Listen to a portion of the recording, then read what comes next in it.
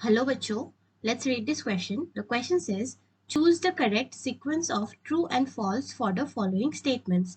Here T stands for true and F stands for false statement. कुछ statements given है और ये statements का हमें बताना है कि ये statements true है या false है. Statement 1 है, at atmospheric pressure, ice crystallizes in the hexagonal form, but at very low temperatures it condenses to the cubic form. Statement number 2 है, density of ice is less than density of water. Therefore, an ice cube floats on water. Statement 3 है, in winter season, ice formed on the surface of a lake makes survival of the aquatic life difficult. Option 4 यानी कि statement 4 है, hydrogen bonding gives ice a open type structure with wide holes. Option A है, true, true, false and true. Option B है, false, true, false and true.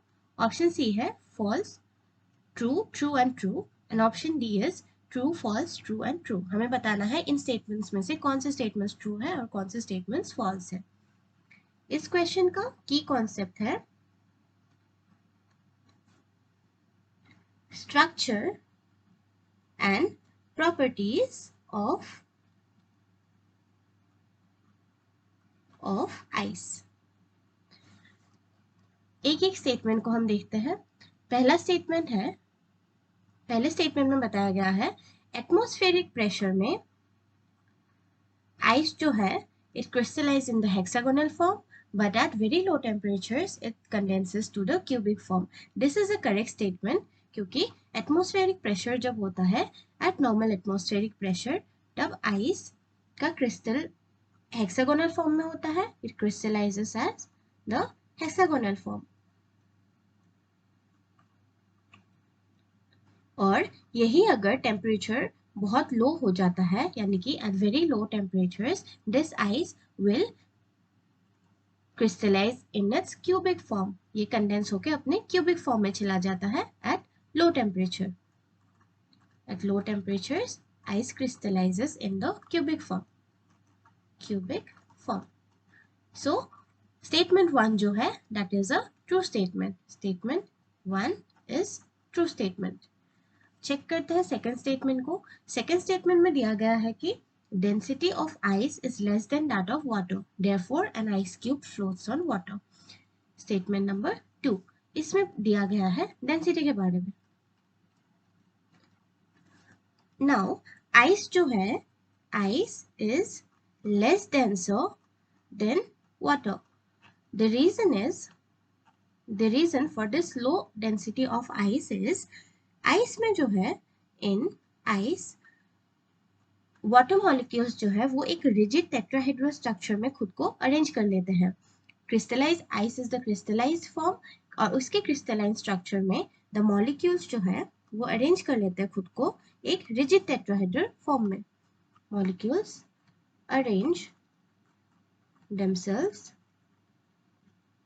in a rigid tetrahedral structure.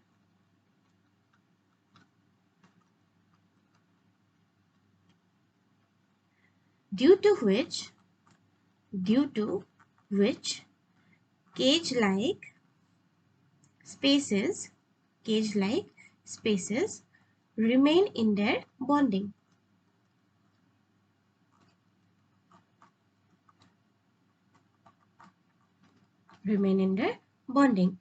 But water molecules, they remain in their linear form. Water molecules remain in linear binding form. Water molecules जो है वो normal linear binding form में रहते हैं, जबकि ice जो है it crystallizes in a rigid tetrahedral structure जिसमें cage-like spaces उनके bonding में present होते हैं. तो इन cage-like spaces की वजह से ice में जो है, ice का volume बढ़ जाता है. Ice has a higher volume. यानी कि let's write it larger volume. Ice has a larger volume than that of water. Ice has a larger volume than water क्योंकि water normal linear form में bind करता है, जबकि ice जो है वो रिजिड टेट्राहेड्रल स्ट्रक्चर में बाइंड करता है, उसमें केज लाइक स्पेसेस उनकी बॉन्डिंग में प्रेजेंट होती है। तो आइस का वॉल्यूम जो है वो वाटर के कंपैरिजन में ज़्यादा है। और हमें पता है कि डेंसिटी का फॉर्मूला है मास बाय वॉल्यूम, और अगर किसी का वॉल्यूम ज़्यादा है, if the volume is more, उस कंपाउंड का डेंसिटी विल बी लेस, क्योंकि वॉल्यूम और डेंसिटी का यहाँ पर इनवर्स रिलेशनशिप है। तो आइस का वॉल्यूम ज़्यादा है, देयरफॉर उसका डेंसिटी जो है वो लेस है। सो density of ice is less than that of water. So density of ice is less than that of water। और अगर वाटर से इसका डेंसिटी लेस है, इसका मतलब है it will float on the surface of water, क्योंकि इसका डेंसिटी कम है। Float on the surface of water. तो हमारा स्टेटमेंट 2 जो है that is also a true statement. Statement number 2 is a true statement. अब हम चेक करेंगे स्टेटमेंट नंबर 3 को। स्टेटमेंट नंबर 3 में गिवन है, in winter season ice form on the surface of A lake makes survival of the aquatic life difficult. Winters में क्या होता है, विंटर्स में जो बहुत एक्सट्रीमली कोल्ड प्लेसेस होते हैं, उनमें जो लेक्स होते हैं, लेक्स के upper layer of water gets frozen. Lakes जो है फ्रोजन हो जाते हैं, यानी कि लेक का अपर लेयर ऑफ वाटर जो है वो फ्रोजन हो जाता है, यानी कि आइस फॉर्म हो जाता है। आइस फॉर्म हो जाता है इस अपर लेयर में, जबकि इस लेयर ऑफ आइस के बिलो जो पानी है that is in the liquid form. Below this layer of ice water is present in its liquid form। present in its liquid form। और ये लिक्विड वाटर में जो ये आइस फॉर्म हुआ है, this ice is a bad conductor of heat. Ice जो है वो बैड कंडक्टर ऑफ हीट होता है।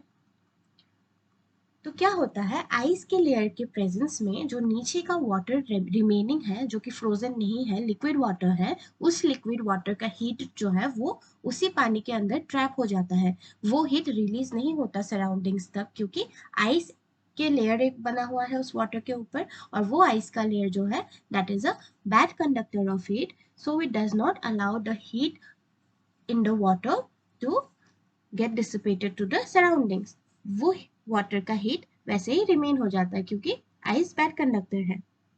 It does not allow transfer of heat, it does not allow transfer of heat from this water to the surroundings। इस water से heat transfer surroundings तक नहीं होता है। वाटर टू द सराउंडिंग्स एक insulating layer की तरह काम करता है ये आइस का लेयर पानी के ऊपर, और इस वजह से क्या होता है, जो एक्वेटिक लाइफ है उस वाटर में present, so aquatic life in this water can survive। they will not freeze to death, क्योंकि ऑल्दो हमारा top layer of water frozen हो गया है, बिलो वाटर जो आइस लेयर के बिलो जो वाटर है, उस वाटर का हीट ट्रांसफर नहीं होता है through the ice to the surrounding, so the aquatic life in this water can easily survive. तो हमारा ऑप्शन 3 जो है, in winter season ice forms on the surface of a lake make survival of the aquatic life difficult, this is a false statement, क्योंकि aquatic life can survive in this water. और last option यानी कि option 4 में given है hydrogen, ये option 3 जो था ये फॉल्स स्टेटमेंट था, क्योंकि एक्वेटिक लाइफ इजीली सर्वाइव कर सकता है इस वाटर में। अब देखते हैं स्टेटमेंट 4 को। स्टेटमेंट 4 में बताया गया है कि hydrogen bonding gives ice a open type structure with wide holes. Ice का स्ट्रक्चर जो है इसमें ड्यू टू हाइड्रोजन बॉन्डिंग एक ओपन स्ट्रक्चर होता है, open structure is formed with wide holes, इनमें कुछ वाइड होल्स प्रेजेंट होते हैं due to hydrogen bonding with wide holes. और ये होल्स जो होते हैं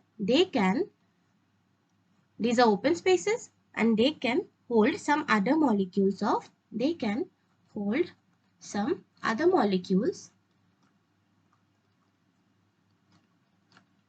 appropriate size interstitially.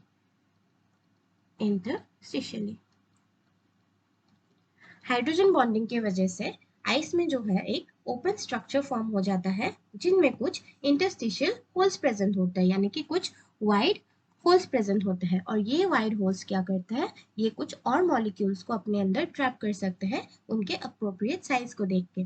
Now option 4 is also true, क्योंकि हाइड्रोजन बॉन्डिंग यहाँ पे गिवन है, hydrogen bonding gives ice open type structure with wide holes, this is also true. So we have found that option 1 is true, sorry statement 1 is true, statement 2 भी हमें मिला true, statement 3 हमें मिला है false और statement 4 हमें मिला है true. So our correct sequence of true false will be T T F T. Options में देखते हैं ये sequence कहाँ पर है, T T F T is the option A. Option A में given है T T F और T, which is the correct answer to our question. So your correct answer will be option A, जिसमें पहले दो statements को true बताया गया है, थर्ड स्टेटमेंट को फॉल्स बताया गया है और फोर्थ स्टेटमेंट को भी ट्रू बताया गया है। आई होप आपको समझ आ गया हो। Best of luck.